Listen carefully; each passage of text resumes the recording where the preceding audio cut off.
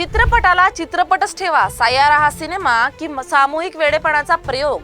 सिनेमाविषयी फारसं काही माहिती नाही, पण लोकांच्या प्रतिक्रिया पाहून वाटतं की साक्षात देवाचा अवतार पडद्यावर उतरला आहे. कुणी रडतोय, कुणी बेशुद्ध होतोय आणि कुणी अंगावरचे कपडे फाडतोय.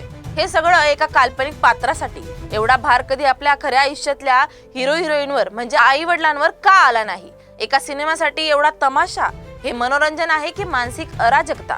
आपण सिनेमा पाहतोय ही सिनेमा आपल्याला सोशल मीडियावर प्रसिद्ध व्हायचं म्हणून लोक स्वतःचा मूर्खपणा करून घेतात आणि मग म्हणतात बॉलिवूड बिघडले. अरे बॉलिवूडच काय करणार, प्रेक्षकच असा असेल तर? सिनेमा बघणं चुकीचं नाही, पण सिनेमा बघताना अक्कल बाजूला ठेवायची, भावनांचा फुगा उडवायचा आणि मग तोच फाटून थेट बेशुद्ध होईपर्यंत रडायचं. हे मनोरंजन नाही, मनोविकार आहे.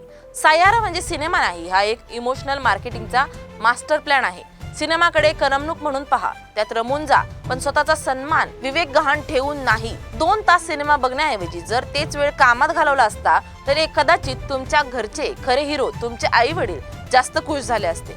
सायारा तू फक्त एक सिनेमा राहिला नाहीस, एक विचारशून्य तमाशा झालायस.